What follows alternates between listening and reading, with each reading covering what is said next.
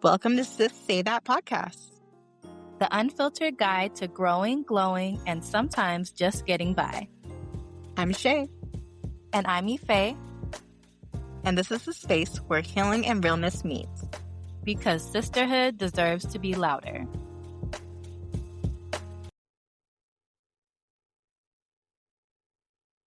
All right. Well, hello, sissy.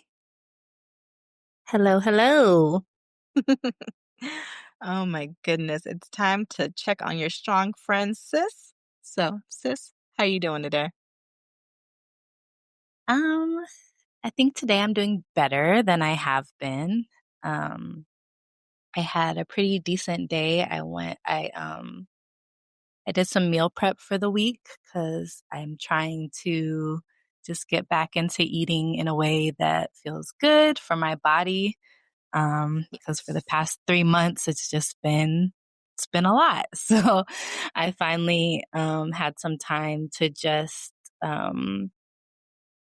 eat or make some food. I made some really good lentil soup, and I made some I've been doing like these big salads. So I just prep all the ingredients. So then it's super easy to just go and put the salad and everything together, make a little dressing and call it a day. So I meal prepped.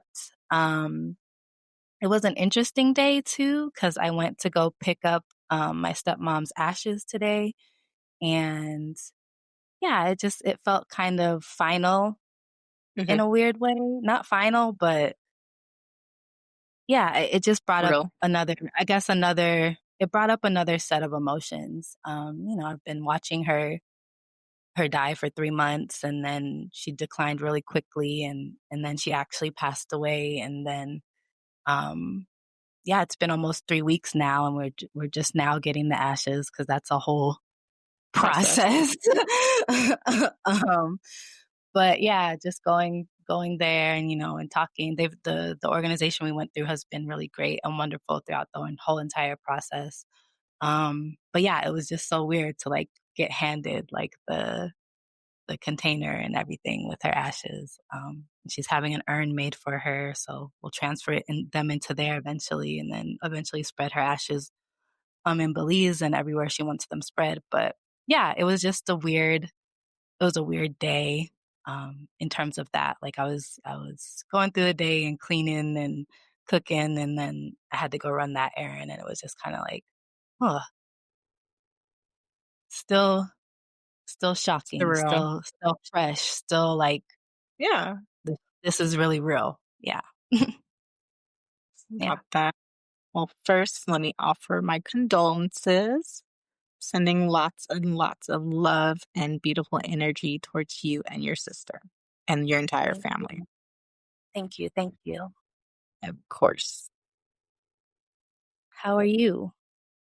I'm good. Just coming back off of Thanksgiving vacation. It was a really good time. I got to reflect and hang with family, eat some good food.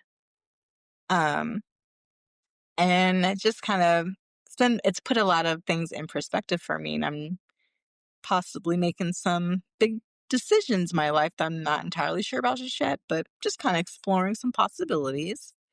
But overall, I'm doing pretty decent for now. That's good. It's the time of change and transformation, as the winter always seems to bring. Right? Yeah. They say fall shows you how beautiful things can be when it's time to change. I don't know. I think people be on bullshit, but yes. Sure. It can be a possibility.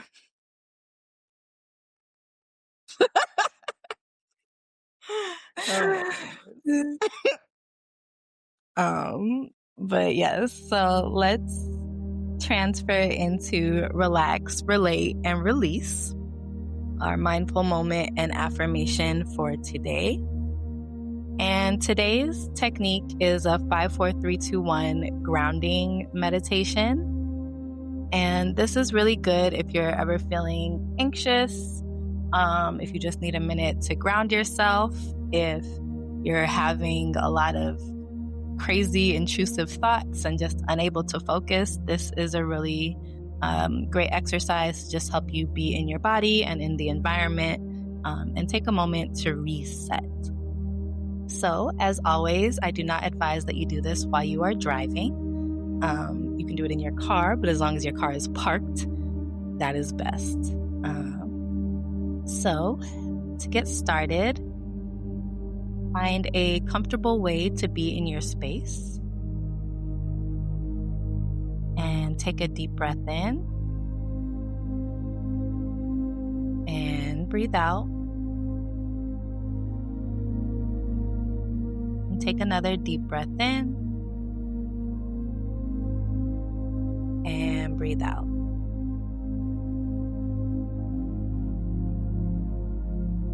And keeping your eyes open in your mind, or you can do this out loud, I want you to name 5 things that you can see, 5 things that you see in your immediate surrounding. The first 5 things you can see. Don't think about it too hard.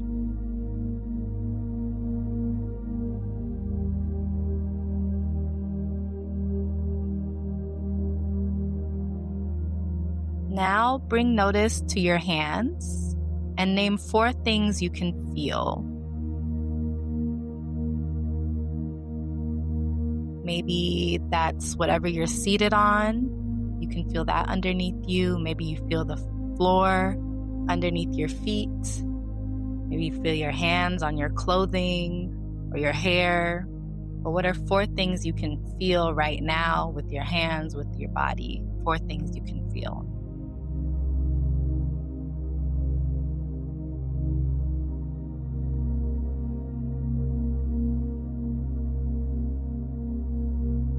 Now I want you to name 3 things that you can hear.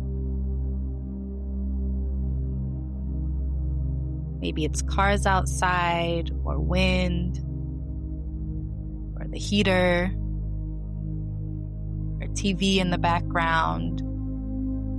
What are 3 things you can hear?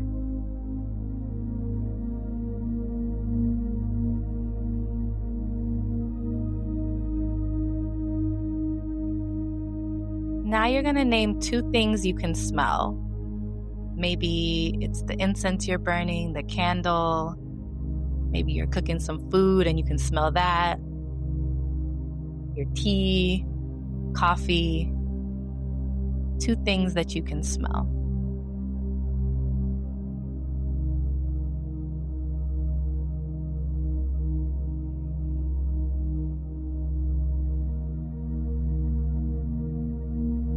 And now I want you to name 1 thing you can taste. Maybe you just took a bite of something or a sip of something and you can taste that in your mouth. What is 1 thing you can taste?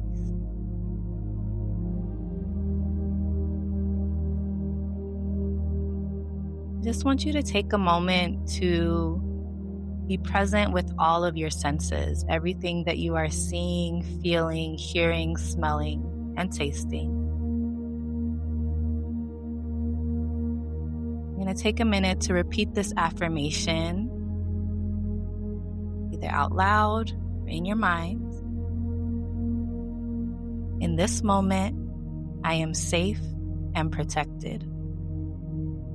In this moment, I am safe and protected. Take another deep breath in through your nose and let it out through your mouth.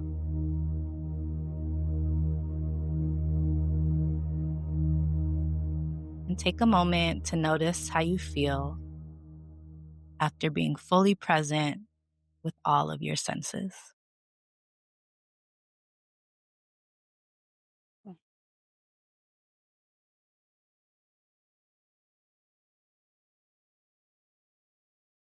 So I'm sorry, I'm getting over a little bit of a cold. So if I have some coughing, I apologize.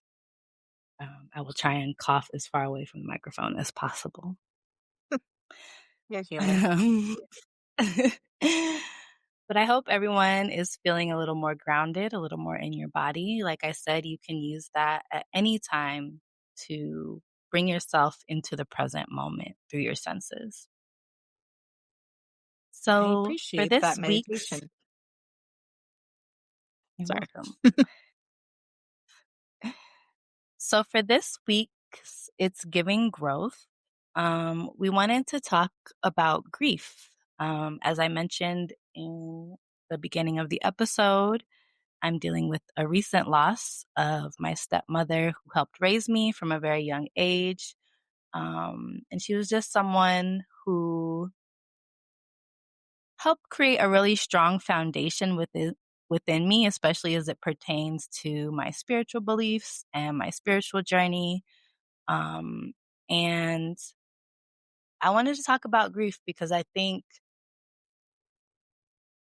Shay and I both are familiar with grief. We've dealt with grief in many ways our whole life, and or at different parts of our lives. And it's not something we as a society always talk about. I think there's complexities in grief. There's grief around losing a person, there's grief around um, losing different parts of yourself. Grief can be complex if you had a complicated relationship with the person before they passed, or if there was a fight and you didn't get to speak to them before they passed. So there's just so many things that encompass grief, and we are always dealing with it. So many of us are dealing with grief on a daily basis, and we're not talking about it.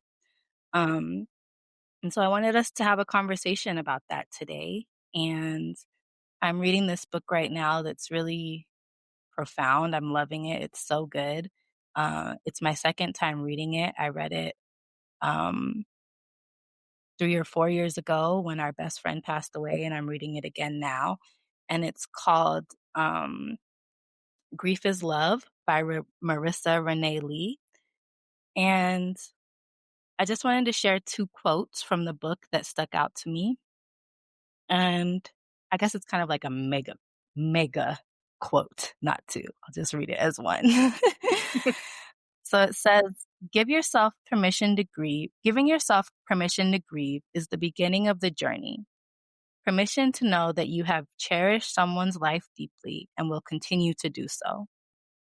Living with loss requires you to give yourself permission to grieve however you want to for the rest of your life, because grief is love, and both love and grief live on. So, That's Shay, I beautiful. would love for you to talk a little bit about your grief journey and any thoughts on the quotes I just shared. And then, like I said, there's so many different aspects of grief. And I have some talking points that we can talk about throughout this. But yeah, just opening the conversation and inviting us to talk about grief for today. Yeah. Well, first, that quote is beautiful. I love that. Um, Grief for me is it's always been a lot. It's always been very heavy. Um, I lost my mom back in 2015 when I was 25.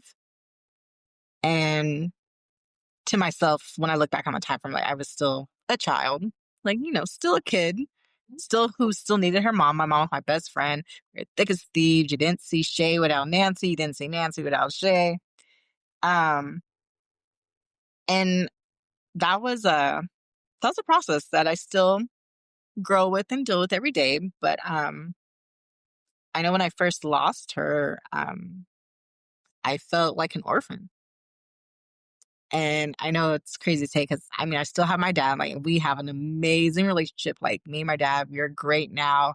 He's my best friend. Like, he's an amazing man. But in that moment, because my mom was all I ever knew, I just felt alone. And I didn't know how to explain that. And so there would be times like, as you're like grieving, people ask you, well, how are you? How are you doing? And you just go into autopilot. For me, I'm like, I'm okay. I'm okay. That's all I knew how to say because everybody, oh, you're so strong. Oh, I'm like, I don't want to be strong. in this moment, I didn't have a choice because I had to handle everything that came after the fact of her death. But it was just autopilot for me to say, I'm okay, because I felt a sense of guilt being happy. If I felt a moment of joy, or if I felt like I wanted to laugh at something or smile, I felt guilty in a way because she was no longer here. And so it was just me. And so I felt in that time, I didn't deserve to be happy because my world was gone. And I remember a specific time, like I was just on the go. And I guess people would call it like a functioning depression. Like I was functioning through my depression, but I was still extremely depressed. And when people would ask me, how are you? I'm just like, my automatic response was, I'm okay, because I didn't feel like explaining myself. And I remember my little cousin, who's like my little sister, she called me and she was like, I was just calling to check on you. And she's like, how are you? And without hesitation with her, I was just like, I'm good. And it hit me like I realized in the last 3 to 4 years, I hadn't said the phrase I'm good, or I hadn't said anything about being or feeling good, because I was just on, I'm okay. That's all I knew to say. But with her, like I let my guard down. It just was so automatic to be like, I'm good. But I was like, oh my God. Like I just realized I haven't said being I'm good in 4 years. Like that just wasn't a phrase in my vocabulary at that point.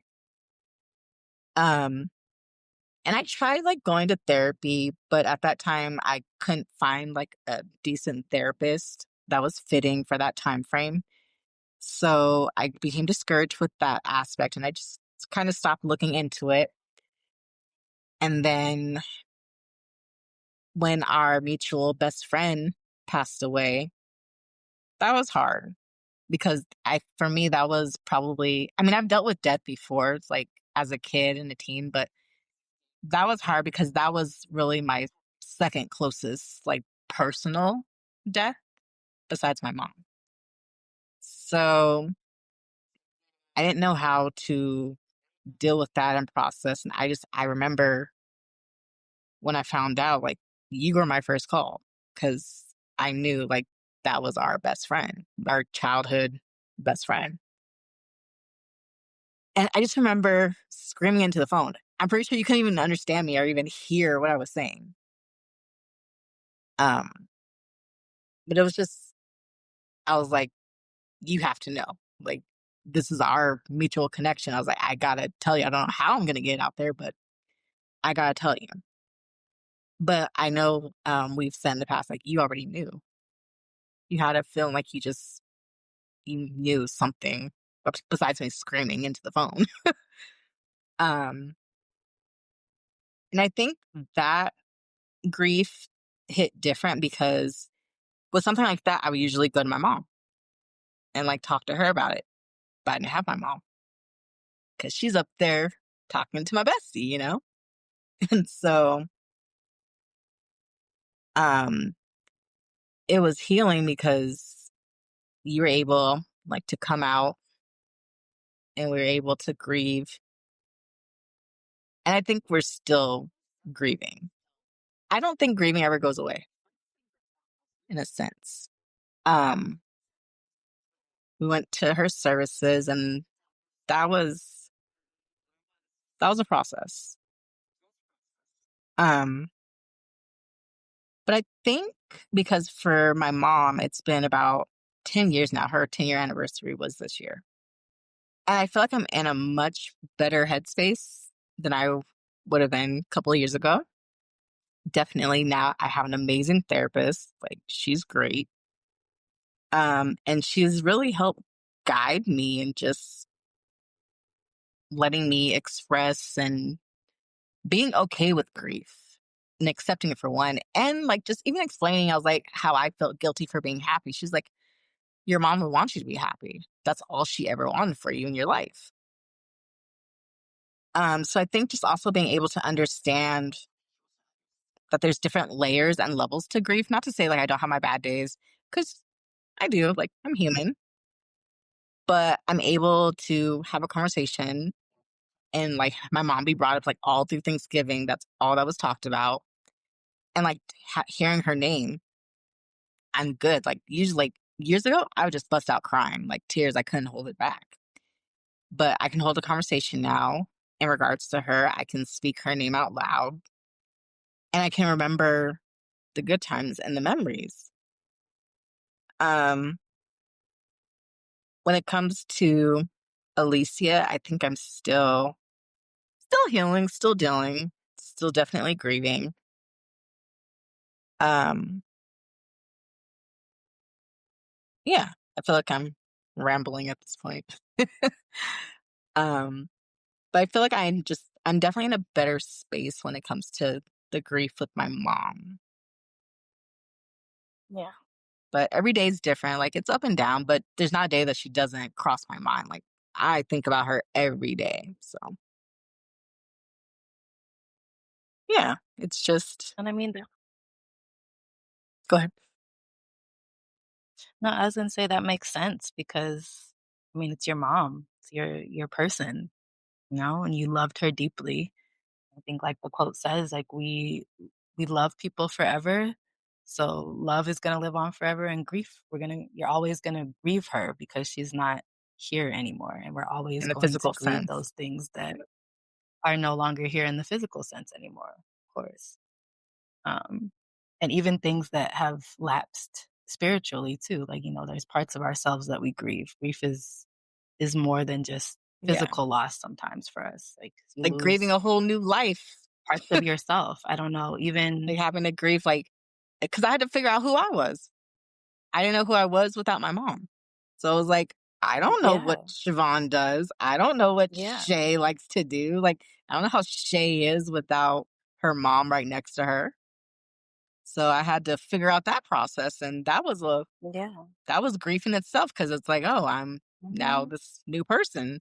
And I gotta figure out how to live with me and be without her. mhm, So yeah, that was another type of grief. mhm, mhm. Yeah, 100%. But I also think I like during that time frame, like I remember like my job, they brought me back the day of Mother's Day. And I was a photographer at the time. So all I was hearing was Mhm. mom, mom, mom, mom, because people are coming in for the Mother's Day special. And I'm like, I looked at my boss and I was like, I cannot take a photo today. Like I'm going to cry every time. And she was like, just be a player, like making the kids laugh. I'm like, I don't want to laugh. I don't even want to smile. I don't want to be here. And then they ended up like firing me because I wasn't filling their status quo. Like, I'm sorry, my mom just died 3 weeks ago, but life goes on. That's the other thing. The world goes on. Like, for other people, my world stopped, but their world still continues. Like, you still got to pay bills. You still got to live. You still got to eat. You still got to maintain. And it's like, but my world is gone. But for everybody else, it just continues. Like, the world still goes. So I think that was also a learning aspect Yeah. for me. And that there's no, society we already struggle with death as a society, and grief is it's a part of that, but there's not systems built into our society that accommodate people who are grieving, right? Going back to work after losing your Didn't make mom sense. 3 weeks Yeah. ago is insane, right? But you have to, right? My sister, she went back to work a week after losing our mom, and it's like, but Yeah. she had to. She had to keep working, and her work was very gracious and kind, and has been supportive during this whole process. But there isn't we don't create even space for people to be able to truly grieve because you still have to function in this society. And if you don't, You get then fired. You lose. You lose, You yeah, can't eat or pay bills. your bills or do all these things, and yeah, and so many people who are unhoused or just dealing with mental health or all of these things, I think there's a lot of grief there too. People have lost things and not been given the space and the opportunity and the space and opportunity to grieve, and so then it creates additional turmoil in your life. And I think a lot of times we just stuff stuff down and keep it Yep, pushing and keep it moving, but that can be harmful to our psyches too. But we also don't always have the privilege to just be yeah, able to stop and grieve because you have to keep going, you have to keep working, you have to keep living. Um, but yeah, I think that frustrates me a lot about the world we live in is how there isn't that space for people to grieve, you know? Like people go through some really fucked up shit and they're still having to function and survive, and there's not a lot of accommodations. Um, I dropped out of my grad school program I after remember. Alicia died, and I barely made Yeah, it to the end of that semester. You were there, like they accommodated me, but barely, right? Like I had to that's advocate wild. in a mental health program why this was affecting my mental health and why I needed extra time to do my assignments. And there were some teachers who were like, say less, like take all the time you need. But the program as a whole did not. There's no accommodations there. And there was a girl who lost both of her parents during our program, and she Yep, also like was not given any accommodations to grieve, to deal with the very real loss that you have experienced. And it's fucked up to me. And it's fucked up because the rules are made up anyway. So you people in power, I'm speaking to people at my school right now, yeah, like you had the authority to make different decisions, right? The people who you worked for, they could have been more accommodating, right? People have when you're in those positions of power, you yeah. can Or like choose to do differently, but a lot of times choose people to be don't because better. they're Like stuck in it like blows my this mind. Like even like mentality of speaking now, like productivity and bullshit. my job, they offer you get 3 days of grievance. They call it grievance pay. What? I gotta tie up my grief in 3 days? I gotta I gotta plan a funeral Yeah. service, get the That's most coffin, jobs, yeah. get everything, accommodations, fly Yep, people yep. in 3 Bereavement. days, and then figure out Yep, my emotions and deal with all that in 3 days? yep. You good. That makes Mhm, no sense mhm. Yep. at all.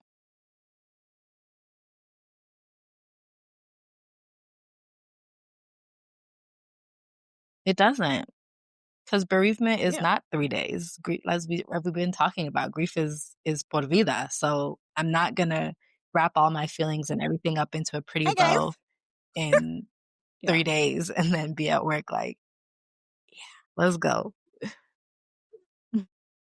It's just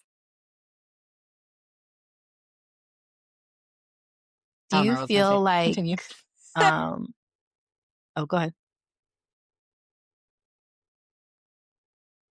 Yeah.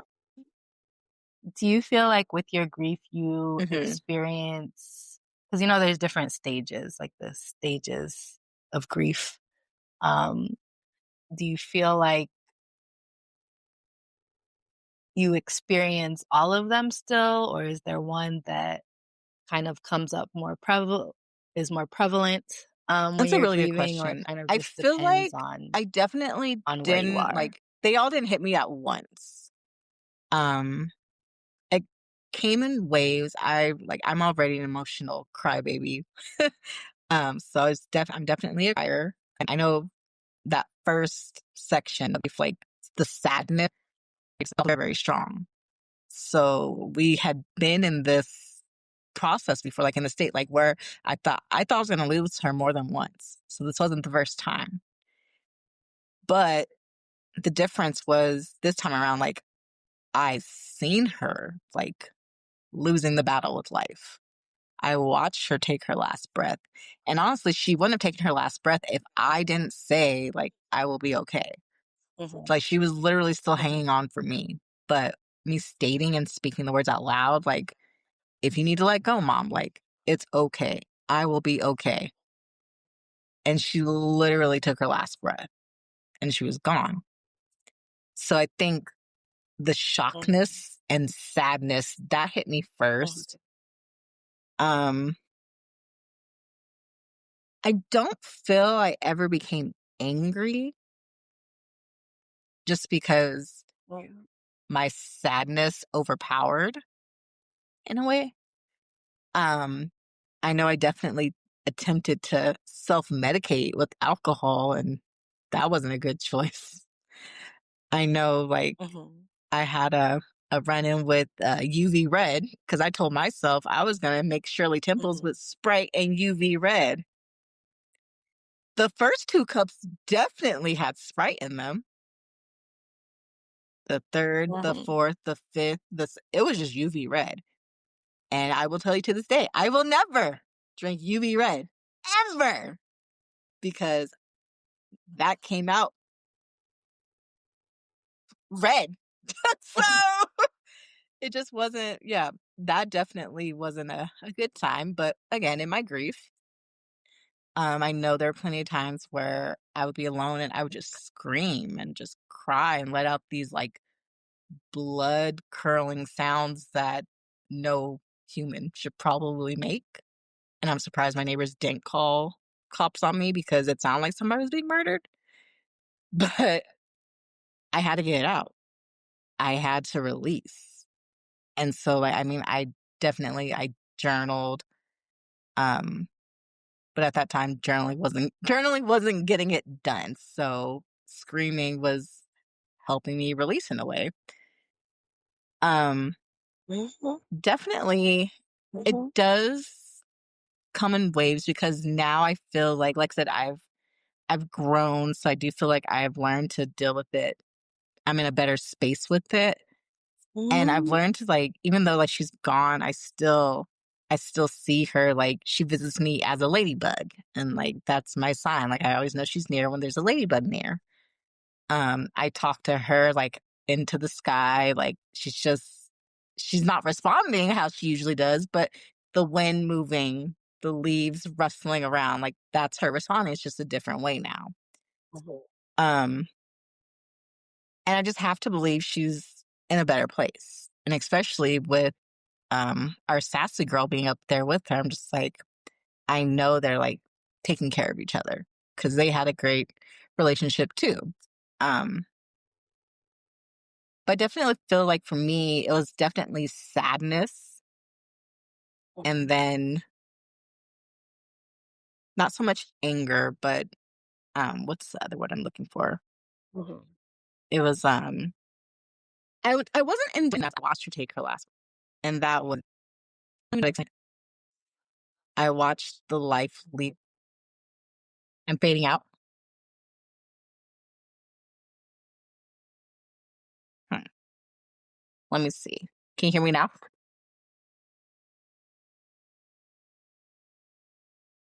But I was saying Mhm. watching her take her last breath and just fade out, that was different. Like, I don't even know how to explain that emotion because it was almost like I will say this, it was like a release.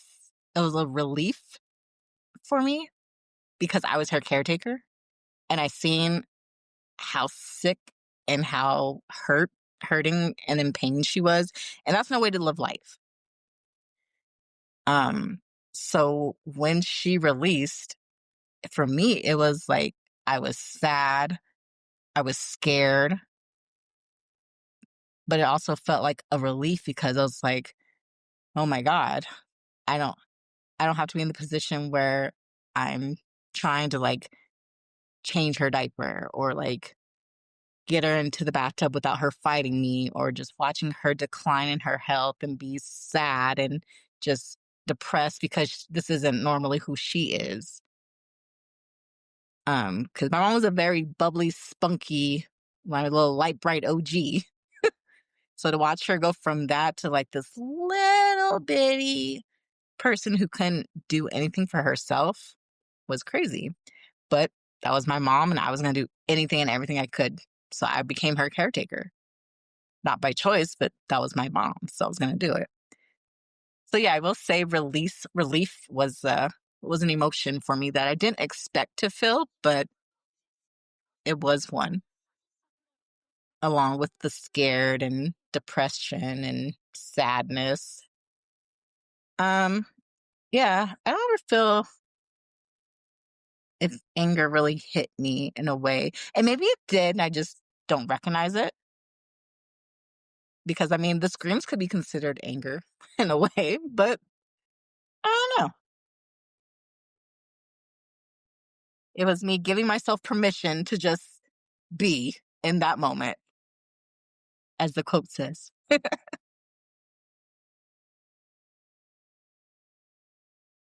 And I know you're still kind of going through everything with your stepmom. Yeah.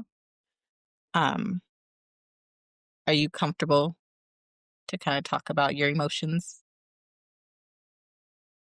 Yeah, I think it's just hard, because I think you're coming from a place of having 10 years to process, and I'm coming from a place of having 3 weeks to process grief with the loss of a parent. Um, Yeah. and a parent who, I mean, we had a similar experience, right? I was her caregiver for the past, me and my sister were her caregiver for the last 3 months, because she was not able to do anything at all for herself. She was home, she passed at home and not in a hospital.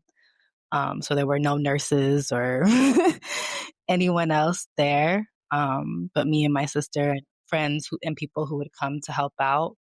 Um, yeah, and I think I knew, like, we knew she was going to pass. It became very evident. Um, and like you said, watching someone who's like super strong, like she had just been riding her bike up a hill, like in the beginning of August. And to watch her go and not be able to do much of anything for herself, and not even speak. She wasn't speaking. It was 3 months of silence, and me and my sister guessing what she needed. And so I don't know. I think I'm Yeah. still in that place of shock and that place of sadness, but it still doesn't feel real, you know? And obviously it is because I spent every single day with her the past 3 months, Yeah. and now I'm not in that house and I'm not in that environment and I'm not spending time with her, caring for her. So logically, obviously, I know she's not here anymore, but it still does not feel like You don't? definitive. And I feel like picking up the ashes today was kind of leaned in more towards that, but there's still this feeling of what what really happened. And I think me and my sister are still in shock. We're still traumatized. This shit happened literally overnight. Our lives changed. In the blink of an eye, our whole fucking lives changed. And there was no preparing for it. There was no yeah, I don't know how you prepare for any of this. I don't know how you prepare for the loss of a parent. You don't. And then a traumatic loss of a parent, there's no way to prepare for that. So yeah, and she just declined so quickly. She was given a prognosis, because she had a brain tumor, Yeah. and she passed way quicker than I think we were expecting. Like, we knew that it was incurable and that was going to be the outcome and that's what was going to happen, but Yeah. it just happened so quickly. So yeah, I don't know. I'm still in the paralyzation part of grief, right? Where you're still in shock. I feel like I got hit by a bus. Um, I was really sick for over Thanksgiving, just fever. I feel like I had a fever because I was having some crazy dreams, like, the fever dreams, like, they were just me and the spiritual world were one. Um, but yeah, I don't know. I think I'm still processing a lot. Um, I feel like I went through this crazy like, I feel like death is we were, like, watching her die for 4 days kind of, and well, Bubble. not for like 3 months really, but the last when she was actively passing, it was like a 4-day Yeah. stretch, and it was just such a it didn't feel real. Like, obviously it was, but the line between our world Cl- and the spirit world was so thin that, like, the air felt thick, time felt like it didn't exist. Like, it was just such a weird place to be in, and I didn't really feel like talking to a lot of people outside of, like, the people who are in our little circle, and I didn't know what was happening in the world or any of that. Like, it was just very it's such an intimate thing to be with someone when they're dying and watching them take their last breath and having, um, those moments with them after they have died. Like, Raw. I've had a lot of death in my life. I've lost a lot of people and students and friends, um, but I've never experienced death on this level, and also the death of a parent and someone who cared for me. Um, so yeah, I'm still very much processing the trauma that was these past 3 months on top of grief. So it's yeah, I think I'll have better I think in a year, I'll be able to process better. I think in 2 years, 3 years, 4 years, I'll have better words for what I'm feeling and experiencing, but right now it's still so fresh. Um, I'm also grieving I'm not the same person, and I can't show up as the Ife I was 3 months ago because that's not me, and when I try, it's like, that's fake, and I'm not about to be a fake bitch. So show up, showing up how I'm showing up. Um, but yeah, it's hard to say, and it's so complex.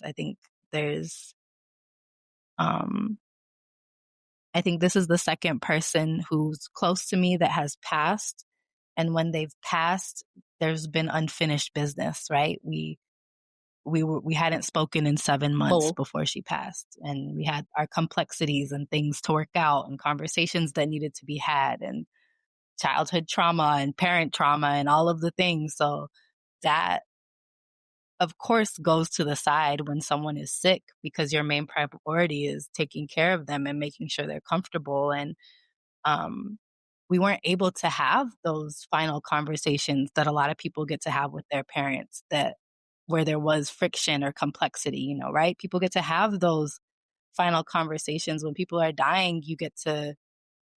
They talk to you about their regrets and all of that. But me and my sister didn't get that, um, because of the disease that took her. Part of it was her not being able to speak. So I think that has also left like this gaping hole, like Yeah. on a spiritual level. I know we're good because you can feel energy and you can feel process. And I was there with her every day. And I know that we were able to finally see each other. Um, but yeah, there were so many conversations we didn't get to have. And so I think I feel guilty grieving sometimes, right? Um, yeah, I feel guilty grieving sometimes when someone has passed and the relationship wasn't perfect. And no relationship is perfect, right? But and I love my mom. She helped raise me, but it wasn't the type of relationship that you had with your mom where it was like your best friend and you could go to her for anything and that you knew she was going to take care of you and love you and be there for you, right? That's not That's not the relationship I had. That's not the relationship I have with any of my parents. um, but I still know that this person that my mom loved and cared for me and respected me and wanted the best for me, and we had the relationship that we had, and so there's the loss is still there, um, but because I think that we didn't get to resolve it through conversation, that I do sometimes notice, like, "Well, bitch, why are you even what are you grieving about? What do you have to grieve about? Y'all weren't on good terms last time you spoke, so what the fuck are you grieving?" Right? Like, that's where my mind goes, and I know that's not real, I know that's not true, I know that's not how grief works, relationships are relationships, but that does come up for me, and then even with our best friend, like, that was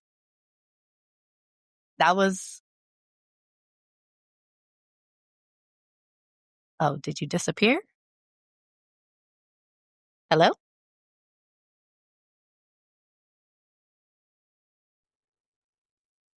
So sorry. Don't know what happened. It just kicked me out. Apologies. No problem. And then, like, with our best friend, when she passed away, we also were not all speaking, right? Because there had been tension. There'd been her and I had, it wasn't an argument, but we had had a disagreement about something. Yeah. And there was no resolve. And even then, I felt like this guilt around grieving her is like, what is she even, because we didn't end on bad terms, but it wasn't like Wasn't the there was terms you wanted. no resolution, right? And so I think for me, I already have a really hard time trusting people. I already have a really hard time believing that people are here for me. And then when people leave abruptly through death and we haven't had that resolution, it creates like this level of like, is it okay for me to be sad about this? Because we didn't work it out. And I know that's not how grief works, right? Because people are people and we have relationships with people, and sometimes people are awesome and other times they get on our fucking nerves, and that's just how relationships work.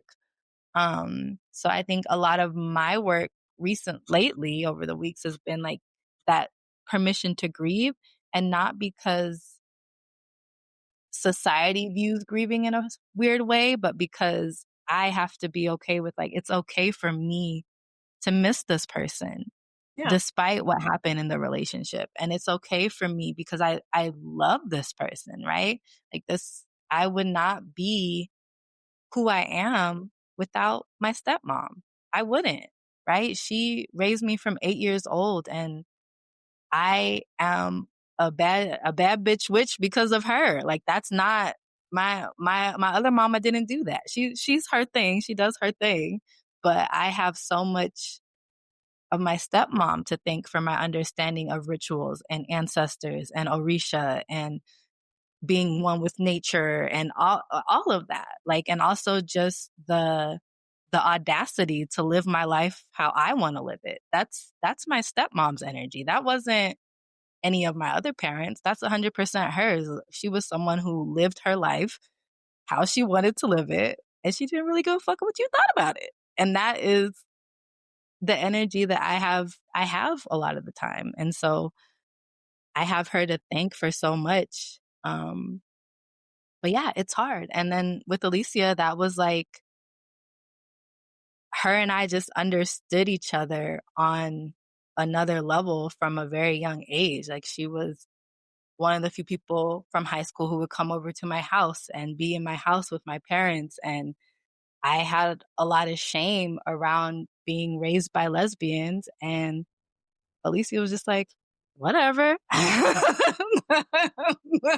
It's cool. I don't care. She's like, that's cool. You got two moms. It's like, it's whatever. And yeah, so she made me feel very like I was weird. I didn't fit in. And I think Alicia always made me feel like that was okay. And so her and I had a very close relationship in that way, and we talked a lot about God, and we went on our yoga journeys together, and so her and I were very close in a lot of ways. And again, on like that spiritual level, I feel like I'm not a surface level person. And I think so, people who I have like those deep soul connections with, I think sometimes there is friction on this plane Outer because surface. we're trying to figure each other out. But like on that soul level, it's like, no, like I know like with her and my stepmom, like we get Magnets. each, yeah, we Yeah. get each other. And I don't think people come into your life by accident. So I don't think it was an accident that my stepmom came into my life at 8 years old, or that Alicia came into my life in high school. Like it's just, yeah, they were the people I needed. And now they're both gone. And it's just so, I don't always know how to grieve them either. Right. I think I, um, I'm sad all the time. So sometimes I have to determine, like, is this sadness me, or is this grief, or like what is going on? But because with my stepmom, it's so new, I think grief is just, I'm just still in like that sadness and surrealism moment. Yeah. Like it just still feels so surreal. Like, and because of how just traumatic it was for the past 3 months for me and my sister, like it was, yeah, it was so much. It was so much. And I give hats off to caretakers and people who are caring for their loved ones full time, because it is no joke. Like Not a it job is for the no, weak. it's not a job for the weak, and it changes you. And my mom sent me this video, and where this guy was talking about how he's a caretaker for his mom, and he has to like care for her in a very intimate way, like changing her diapers, and all the things that you and I both have had to do, bathing her, Yeah. feeding her. And there's this, there can be kind of like this frustration around it, like, ugh, I have to do this. But then there's also this level of, how beautiful is it that I get to care for you and make sure that you're okay? Because who else is going to do it, right? And I wouldn't want anyone else to do it, right? I wouldn't want anyone else. We didn't have nurses and people like that in there caring for her, because it's very intimate, right? And Right. you don't want just anybody doing that for your parents. So I thought that was beautiful how he was like, yes, it can be frustrating and all of like, because me and my sister would just wake up in the morning and be like, what the fuck is going on? Like, what is happening right now? But then also there'd be like those really beautiful moments. It's like, wow, we do get to care for you and bathe you and do your hair and make sure you're not ashy out here in these dry, crusty New Mexico streets, because it is dry out here. Um, And do it with love. with love and care and compassion, right? Because it's full cycle, especially for my sister, because this is the woman who gave birth to her. So my stepmom did change her diapers and do all of those Yeah. things and wash her and do all of that. I was a little old by the time I came into the picture, but that did happen, right? So it was kind of like this full circle moment. Um, and it's hard to talk about too, because you want to respect people's privacy. But I also think like a lot of us are put in caretaker positions, and especially um, people who have lost their parents already. Our generation is getting older, so our parents are. If you haven't lost your parents already, then they're getting older and they're going to age Evolve. and Yeah. die eventually. So it's a reality. It's what we're dealing with right now. Um, yeah, I feel I'm looking at these stages of grief, like denial, anger, bargaining, depression, and acceptance. Um, and yeah, I think I'm still in paralysis isn't on there, but that's But where that's I one of am. them. Like I still feel like I've been hit by a bus and, like, don't know what to do. You're Um, paralyzed. Yeah. and anxiety is not a formal stage because there's that woman and she had, like, her stages of grief, but obviously there's a lot of different feelings that people feel around Mhm. grief. Um, but I think it's relevant. I think anxiety is a big one because what do you do now, right? What and that w what do I do now? I think that's been my thing too, especially because my life was going one way. I was Yep. about to go do something completely different and then overnight pivoted to do something else. And I don't regret it. I'm grateful that God, ancestors, whoever put me in a position to be able to be here, right? Because I don't know if what my sister would have done if she had to do this by herself because I was in Vietnam somewhere, right? Like it was such a Yeah. divine alignment that I happened to be visiting Albuquerque when everything went down and everything happened that I was able to just be like, okay, I'm going to be here. Um, but now there's anxiety, right? Because I spent the past 3 months being a caretaker, like in a very, I didn't leave the house for like 3 months months. except to go to the grocery store or Yeah. I think my sister and I went out for Halloween. And that was it. I didn't leave the house. I was just in because I couldn't leave the house. She couldn't be in the house by By herself. She had herself. to have someone there with her 24/7 all of the time. Yep. Um, and so now that's not my reality anymore. I'm like, "Okay, is it okay for me to go outside? Can I go get lunch? Am I okay to go Yeah. get lunch? I don't have to run back to the house." Like, I'll be even today I went out and I have this anxiety when I leave the house that I need to get back to the house. Like, I can't just go out and enjoy anything if Yeah. I feel like, "Oh my god, I have to get back." Because 'Cause the other that's thing what that it would was happen. for the last 3 Yeah, months. yes, and every time we would leave, something dramatic would happen, and not because people were incompetent or anything like that, but just because given the state of her illness, things changed day to day, moment to moment. So something would happen and I would leave and I'd get a phone call and I'm like, okay, oh my God, I gotta go back.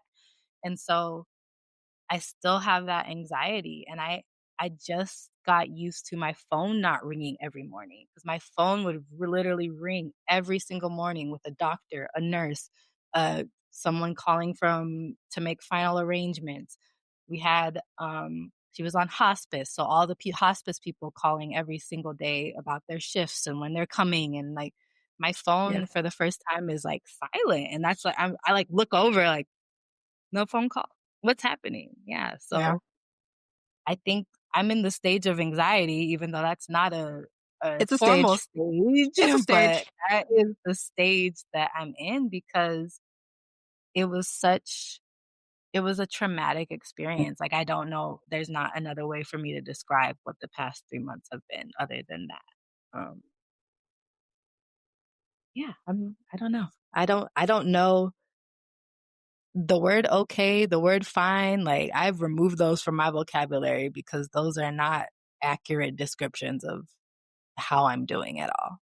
And then on top of that, you deal with your own mental health, and like we talked about in the last episode, like, I've been depressed my whole life, and in talking to my therapist, she was just like, "When you're already depressed, you're already anxious, and then trauma happens, and then loss happens, and then grief happens, it adds a whole just this Whole whole new other layer. layer of shit to you, and it's just like, "What?" I don't know. I don't know some days. I'm just like, "What in the actual fuck is going on?" Like, and this can't I know it's temporary and people say that all the time, but it feels I hate when people say that because it feels so dismissive, and I hate when people say, "Well, it's gonna be okay," or, "Well, at least this is better," and it just all feels so dismissive because I'm like, "Yes, logically, I know it's gonna get better. But Logically, I know everything's gonna be better." But right in now, that in this moment, moment, everything is fucked.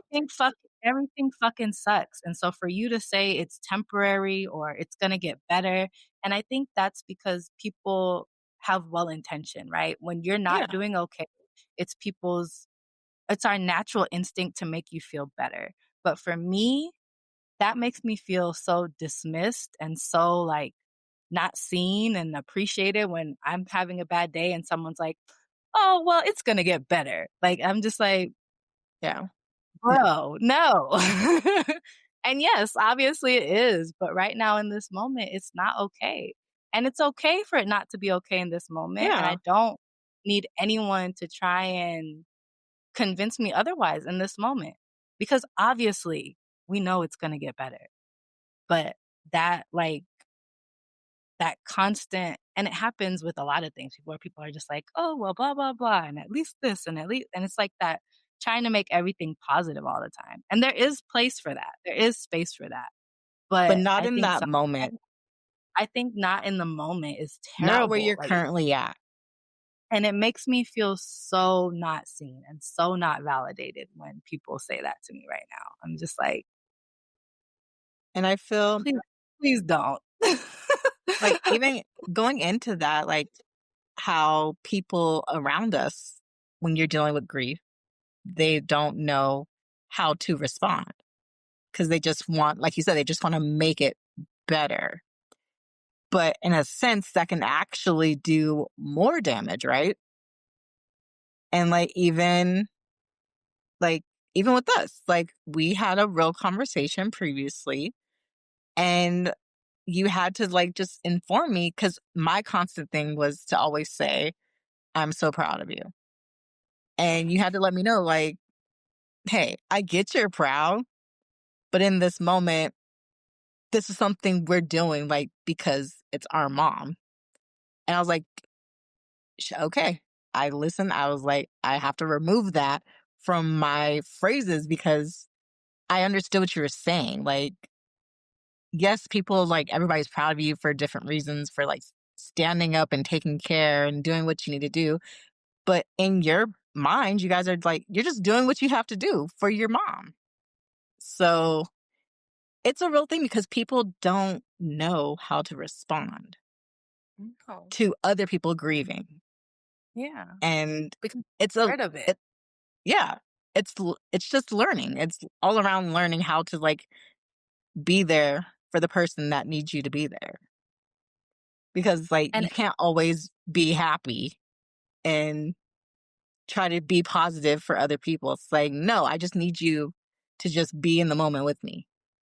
yeah. So even if that's just sitting in silence while I cry, Yeah. just be on the phone with me. Yeah.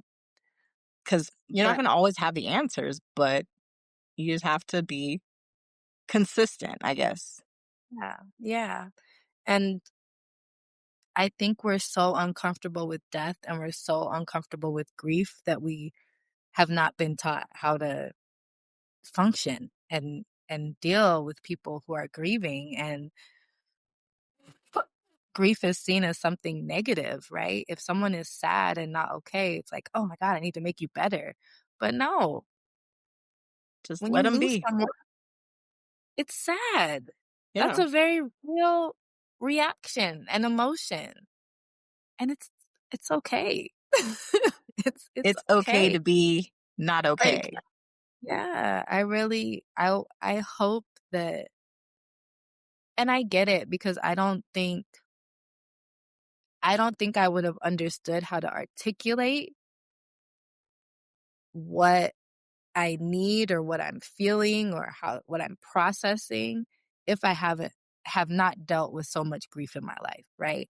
And then to have this this extent is a adds new levels and new layers, and Yeah. it sucks because we don't want people to die. We don't want to lose people, but it does teach you how to advocate for what you need when you are grieving. It teaches you what helps you feel supported and seen when you're grieving and what doesn't, and be able to tell people like X, Y, and Z, I don't need that. Yeah. But this is what I need, right? Me and my sister, we had to eventually, like, cuz people like, ask 10 million questions. Why are Yeah. you asking? That has nothing to do with you. Why are you asking me so many questions about irrelevant things?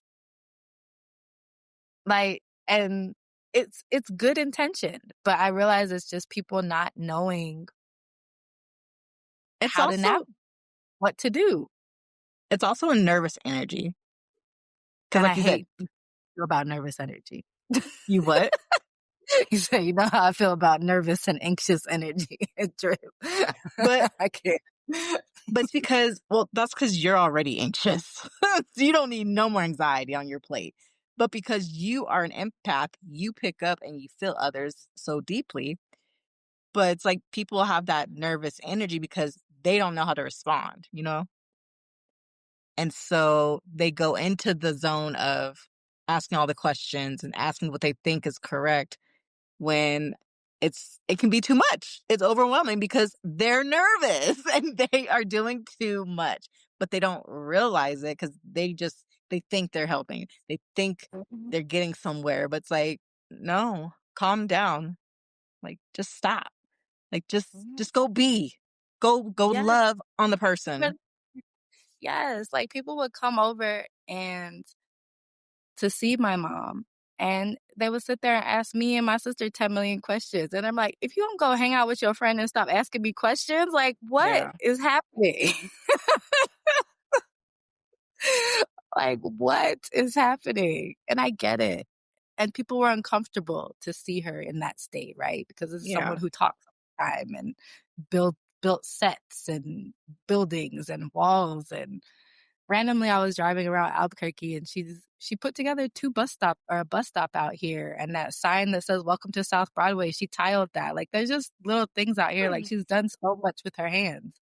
Yeah. Um and that's not where she was. But yeah, it's It's a lot. And I think in a sense, I know like when everything happened, like with my mom, I feel like I also did go into silence mode. Like, cause mhm, like you said, they just want to ask you all the questions. They want to talk to you. But then I also realized it's like the people that were like, "Oh yeah, I'm here for you if you need anything." And like these are like people that claim to have been like my mom's best friend, you know? They're like, "Oh, I have you. You're my daughter. I'm not going to let you fall." But it was like months later I was like, "Where are you guys?" mhm. That silence grew because I'm sure they were still processing themselves and grieving. But even now, like 10 years later, I still have not heard. Like, no phone call to check in. How have you been? How are you doing? That's wild. And you just have to but you also have to let it be and let it go. It's like at that time frame, I can count on both hands how many people like really checked in on me during that time frame. But that time frame is also a very big, massive blur. Um, but I think, like you said, people just don't know how to deal with grief. And I think people in general don't know how to deal with other people's griefs because we weren't taught. And it's not a subject that's brought up. It's not a subject that they bring up in schools or even in homes. My mom, like, I don't remember ever talking about grief until grief hit me and I had no choice but to deal with it and be like, oh, that's what grief is. That's what we call grief. Okay. But growing up, it's just not discussed. Yeah. And you may attend a funeral here and there and you know you're sad. Like you see people like crying, but you don't know what's happening. You just know everybody's sad right now and you cry because that's what Yeah. you're watching everybody else do. Yeah. And I think for me growing up, it wasn't labeled as grief, but I think because I was raised in a home where we had altars and we venerated our ancestors and we talked about the dead a lot, um, but we didn't talk about grief and we didn't talk about, like, what it means to lose the person. We talked about the importance of honoring someone when they're gone and, venerating them, and how our ancestors are on the other side supporting us all the time. And so I think I had a very clear understanding of that growing up, but not what was grief in terms of, like, processing a loss Mm. on this side, right? I knew how to build an altar. I knew how to pour libations and call out my ancestors' names, and I knew that if I needed anything, I could always turn to the dead people in my line to ask them for help. Like, I've known that since I was a kid, but in terms of, like, dealing with the loss of that person on this side, I don't think we talked about that enough. Um And it was interesting living in New Orleans too, because that's such a grief-filled city, Mhm. um, but death is such a celebration, right? People really turn up Yeah. for the for the dead. Um, there is a lot of grief and there is a lot of sadness in that city, and heaviness, and you can feel it, and you can literally see death, right? Because of the way that people are buried in New Orleans, it's above ground, so you see the, um like, the mausoleums Altars. and Yeah. everything everywhere you go, right there, it's in your face. Um, so grief is kind of just, like, built into the The city. tapestry of the city in a way, Yeah. that's really interesting. I agree. Um, that you have a question on here that I think I'm still learning about myself.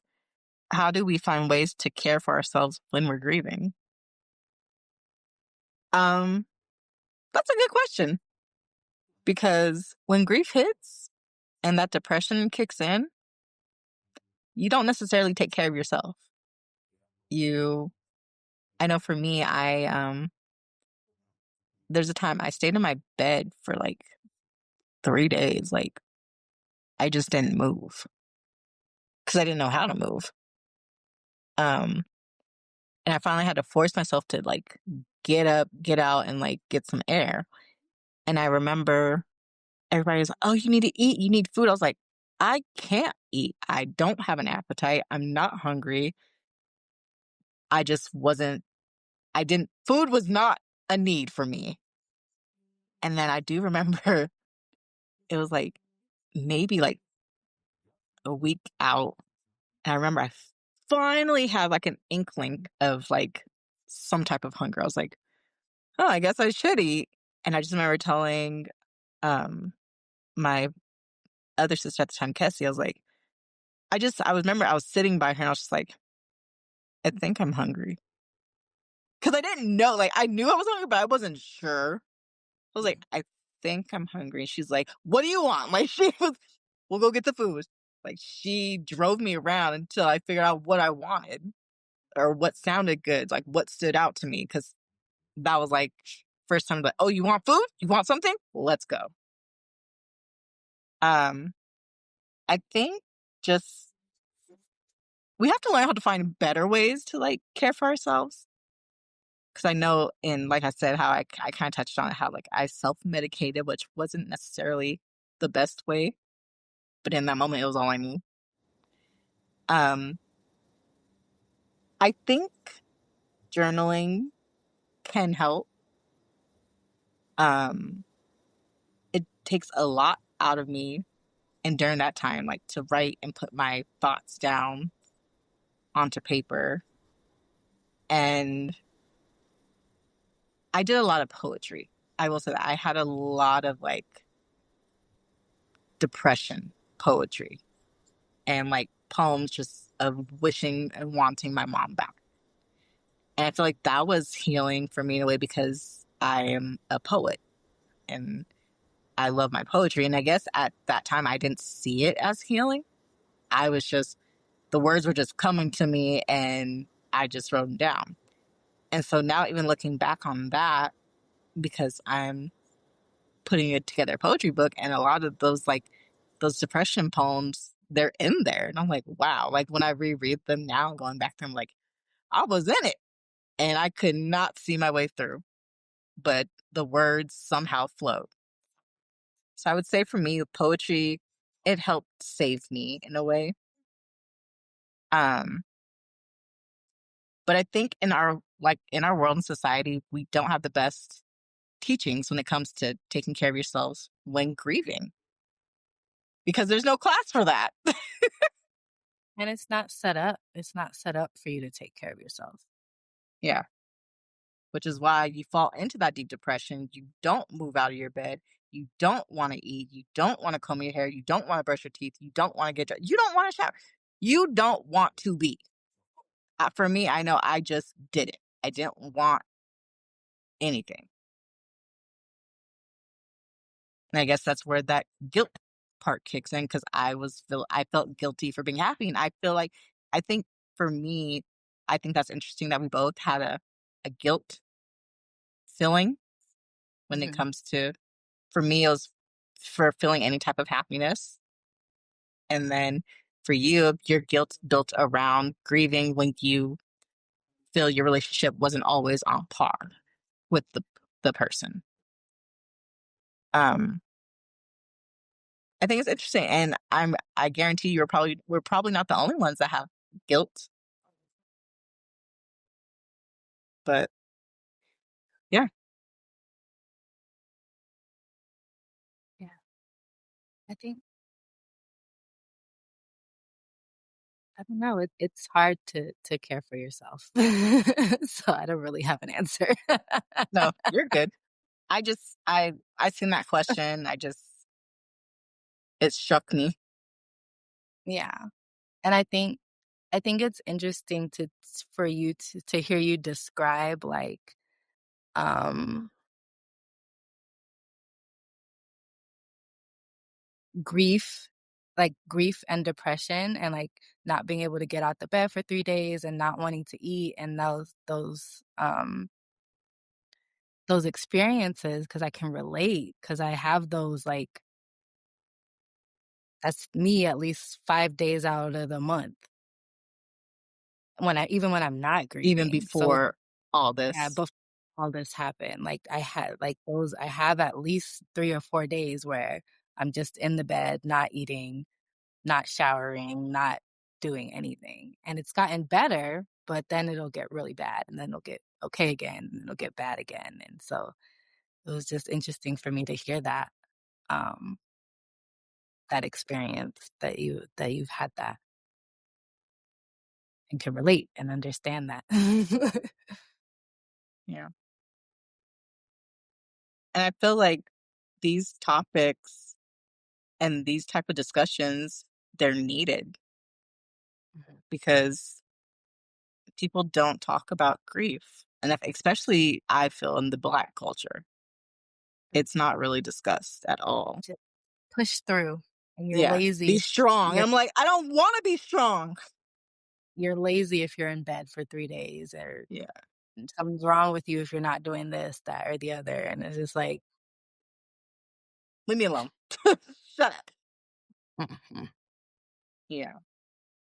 But I don't feel it's a weakness for it's just an emotion. It's we're humans. And when you deal with tough shit, you got to go through it. And that's why I do hate the phrase, "Oh, you're so strong. Oh, be strong," because when my mom like she went quickly as well. Like I took her into the hospital Friday cuz she just wasn't feeling good. So we're going to jump ahead of this, and then her organs started shutting down and she was in liver failure, and then her because she needed a kidney transplant. So they wanted to put her on dialysis, but they're like, but if we do dialysis, it still doesn't mean she's going to be okay. And so they're like, as of right now, everything's failing. She's currently dying. So in that moment, I'm like, oh shit. So like I start calling people. I'm like, who would my mom want to hear from? So I started calling like her family and everything. And I have everybody on speakerphone. And the one thing that everyone had in common was you're so strong. Stay strong, be strong. You'll pull through, you'll get through this. And I'm like, no. Like, I've watched her go through her depression, her sadness, her pain. Like, you guys aren't seeing what I see. And because she's been here before, everybody, oh, she's going to pull through. But I'm like, this isn't the life she wants to live. And it's not good for her. And so that's why I'm like, I had to tell her, like, release, mom. It's okay. And Yeah. she did. But there's also the part of me that has like one specific memory. And I just remember she was so scared and she was just that sad. And just, I just remember she kept saying over and over, I'm not ready to die. And that just sticks with me because I'm like, damn, you weren't ready to die. But her physical body was, Yeah. and her mental was slowly going because that's no way to live. Even Yeah. though she's saying the word, she's not ready to die because she's scared. Yeah. Because that's a real emotion before, like, you go into anything. Like, she's fearing for her life. Like, she was only 48. Yeah. She still had so much life that she wanted to see through, but her poor little body just couldn't maintain. Done. But I feel I have to believe that she's healthy and happy and watching me and smiling Yeah. and just, she's there in Yeah. energy. Yeah. Because if I don't, I don't know what there's left for me to think about besides what I've been through, which I also go through. And like, I see the progression in me. Like I said, like 10 years now, and I'm able to just now have a conversation with her name being brought up, and I can talk about Yeah. her and not bust out into tears. Yeah. And that's progress. That is Yeah. progression. It is. It is. So, yeah, these kind of topics are needed. Um, Before I go on to our next segment, did you have anything else, or No, I don't think so. gotcha? So we're gonna go back into our sis remember when, that 90s throwback. And I just kind of tailing on to our subject with grief. I just wanted to throw the question: do you remember or have like remember what your first experience with grief was as a child? Um, do you remember what you felt like or how the adults showed up for you or lack thereof for you as a kid, if you can recall that time frame? I gotta think about it. Go ahead. Okay. So I can recall, like, as a kid, like going to like funerals for like great uncles.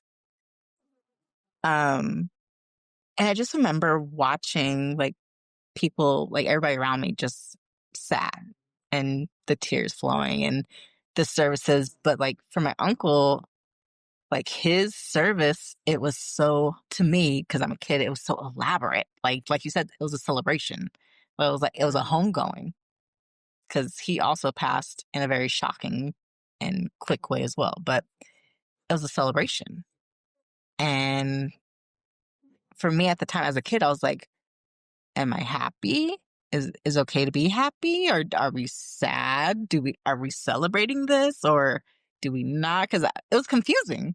Because before, like, I again, grief just wasn't talked about in the household, so I was just kind of like, it was interesting to just watch everything unfold. But I will say, for me, I think one of my first memories, and I remember where I was, what I was doing when I heard Aaliyah passed. And I was in the car with my mom driving, and the DJ on the radio said, in remembrance of Aaliyah. And I remember I looked at my mom, I was like, in remembrance? I was like, doesn't that mean when they say that, that means somebody passed away or they died? And she's like, yeah. And that was it.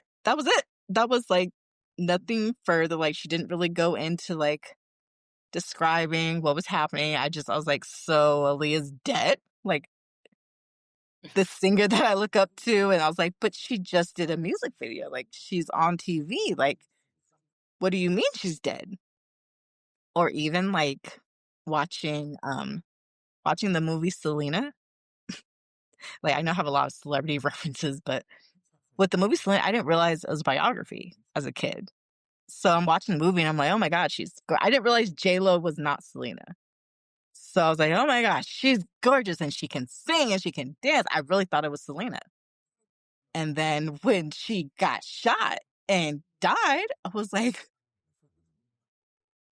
"She died?" Like, I started crying because I was a kid. I didn't understand. I was like, "But we just watched her in the movie." And they're like, "No, it's a story about her life." And so I guess in that aspect, my mom kind of went into a little bit of like what a biography was and what they do like in the story of a movie, like when portraying when somebody passes away. Like I couldn't separate that J Lo wasn't Selena because in my mind she was Selena, but Jennifer Lopez is alive, but Selena is dead, but she's portraying Selena, and I couldn't comprehend as a kid. Um, so I guess in that aspect, grief, I wasn't really informed about grief until it was so close to home for me. And I have no choice because it was knocking on my front door. It just wasn't discussed. Think for me, it's funny that you bring up Selena, because I was living in Dominican Republic when she died, and I vaguely remember it, like, being, like, a really big deal and, like, Yeah. visuals and all of this stuff being everywhere for her, um, but I don't really think my mom talked to me about it, right? I think it was just something that I observed, or if she did, I don't remember the conversation that we had, um And I think I came into this world grieving, and I know that probably sounds weird, but I was born with, like, a little hole in my heart, when I was born, and I think I don't remember what it's called. It's like I can't think of the medical term for it, but I was I born know with what a you're little talking about. hole, and I cried for, like, 6 months straight, and my mom was just like, "I don't understand, like, why this kid is so sad." And so I think I've dealt with grief. I came into this world grieving, but never had anyone speak to me about grief or what it was. And a lot of people died growing up. I mean, I grew up in Barelas, and then my great grandparents died, and my cousin Michelle died, and yeah, I just dealt with a lot of people dying, and not necessarily people that were super close to me, but people that I knew that would be there one day, and then the next They day they were. wouldn't. Um, but I don't think, like I said, we had like the ancestral conversations, but we didn't have the conversations about like grieving that I remember. Um, because I don't know, I feel like crying and sadness in my house were always viewed as like, "What's wrong with you? Why are you crying? What are you sad about?" Da, da, da. Like, that was kinda just like "Do you need to It was eat?" negative. It was always like, "Do you need to eat? Is that why you're crying?" And I don't know, my parents both lost people, and I don't think I saw them really grieve. I think when my cousin Michelle died, I think that's the first time I really saw my mom grieving someone, and it was, like, the first time I saw a body, and that was weird, like, I hate that. Yeah. I don't know why y'all do that to children. The wake is woo. But yeah, and maybe I was older when Michelle died, and there was, like, someone else who died before her, who I think we viewed the body, um, but still, it was just yeah, I don't remember my parents talking about grieving. Like, I remember them being sad when people passed, but I don't remember them, like, A talking discussion about the grieving experience. process.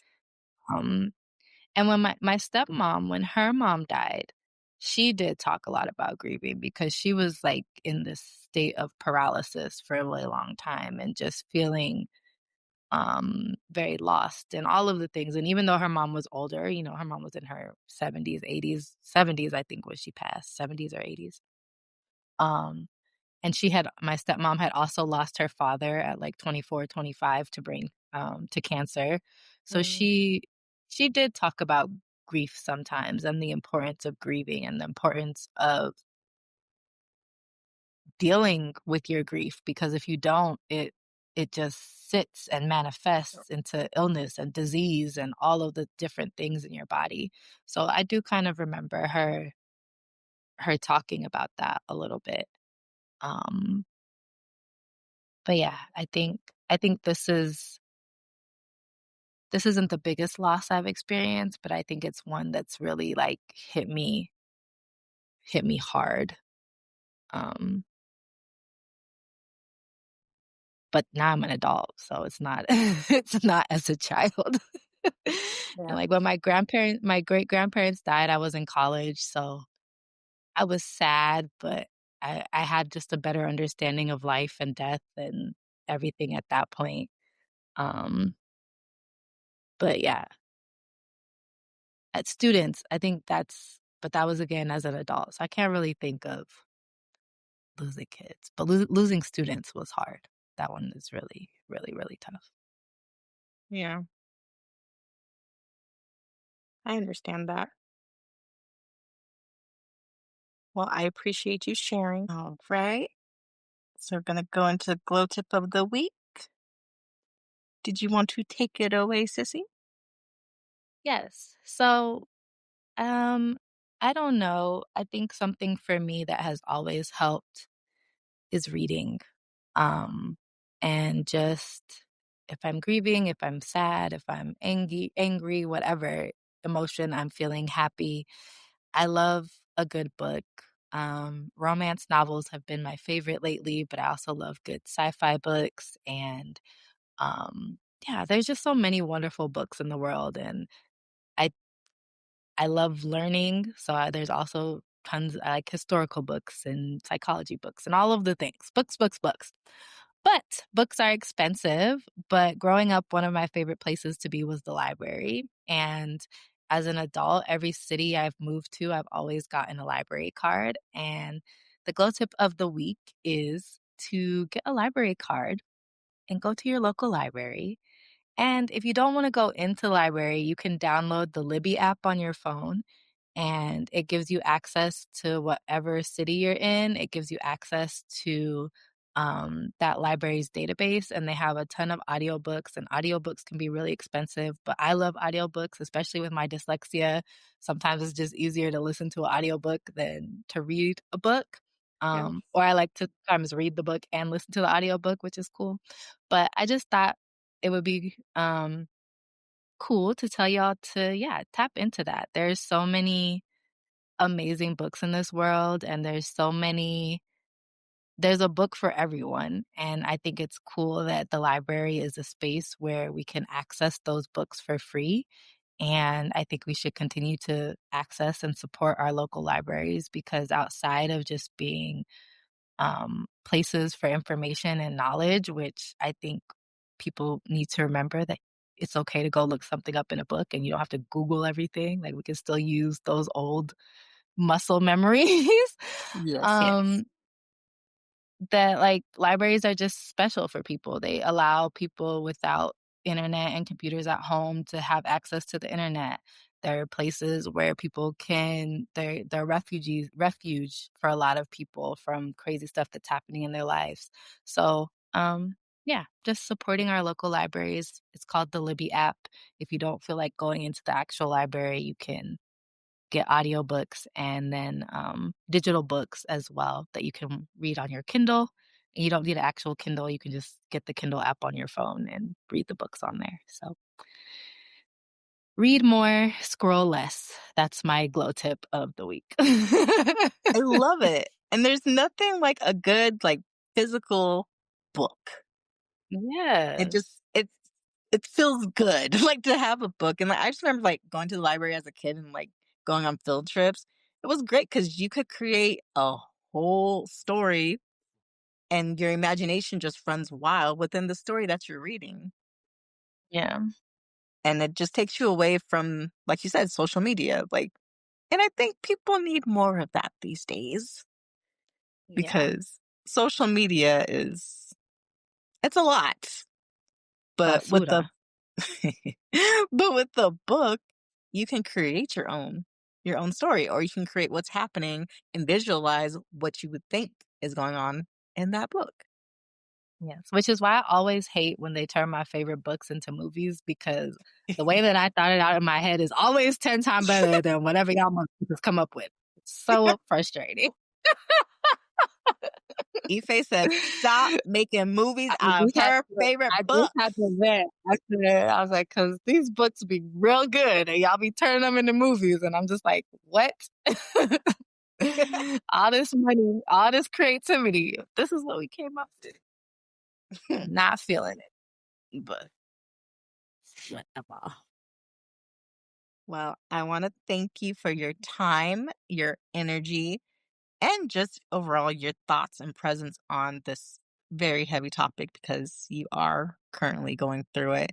And it's needed, like we've discussed. So I appreciate you and I'm thankful for your input and your thoughts on all of our topics that we've discussed so far. Yeah.